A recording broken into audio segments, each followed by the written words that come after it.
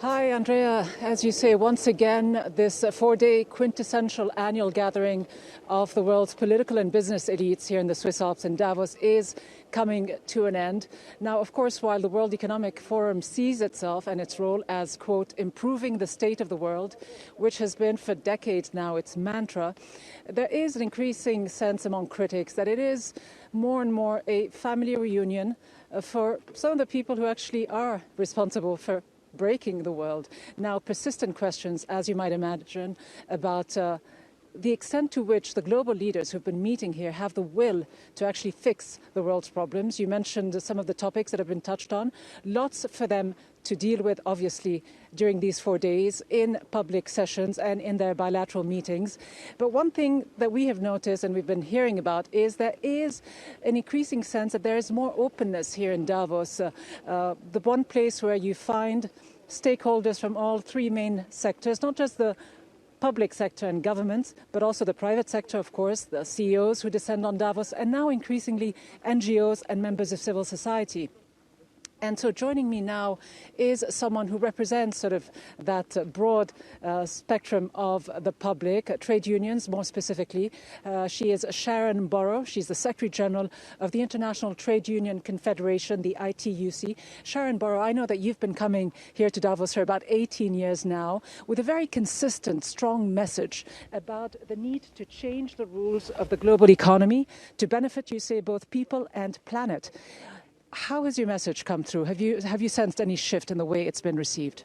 Well, we were able to predict the growing inequality off the back of a failed economic model. And, of course, we are strong supporters of the climate crisis because there are no jobs on a dead planet.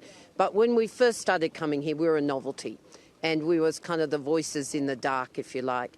Now we do see a growing community of CEOs and unions and civil society who together know we have to work to change the rules. We predicted the inequality crisis. We predicted the crisis in the global economy back in 2008-9. And now, finally, there is a bigger group. They're not everybody. There's still the business as usual crowd, money, money, money. But there is a bigger group of CEOs who know for their own businesses, but for the planet and indeed for people, we need to make the change. And you've been saying specifically that governments have been cowed by big corporations like Amazon, which you believe need to be broken up. Not exactly the kind of message that goes down very well with the Davos crowd, is it? Well, when you're talking about a fourth industrial revolution and governments have been cowed to abandon traditional market principles like competition policy to create a fair competition floor, we used to be angry with them about the fact that they didn't put into that floor protection of workers and human rights, compliance, a shared equality through minimum wages and social protection and bargaining. But now, technology unchecked is actually fueling monopolies. Amazon's a good example of that. It's going to be the world's biggest retailer within 5 years or so. It's buying up other areas. It treats its workers appallingly. No human rights, no organisational freedom.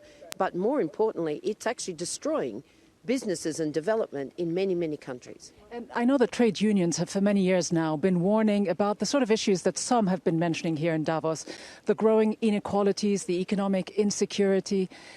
And they've also been asking for some kind of an emergency response. Did you hear anything over the last 4 days that gives you and the people you represent any cause for reassurance? We've got a lot of work to do, but there is no doubt that the call for a new social contract with a labour guarantee, a floor where companies do look at their human rights records, they do pay living wages, they do look to what are the systems of social protection with governments and unions. But equally importantly, the fact that we have to do that as we build a sustainable planet. We must fix the climate crisis or there will be no business or jobs. Sharon Burrow, the Secretary General of the ITUC, thank you very much indeed for joining us. And as you heard Sharon there mention many of the challenges and the pressures that some of the leaders here are bringing to bear on the global leaders meeting in Davos. Climate change was just mentioned. And again, just today, the World Economic Forum, the organizers pushing back against some recent research and criticism that has just emerged about the fact that many of the CEO and company bosses that have been descending on Davos have been coming here on private jets, polluting private jets at an increasing rate, at a record number. So a lot of issues for them to deal with. Back to you, Andrea. A lot of issues and a lot of irony. Okay, Ghida, thanks so much for joining us there live from Davos.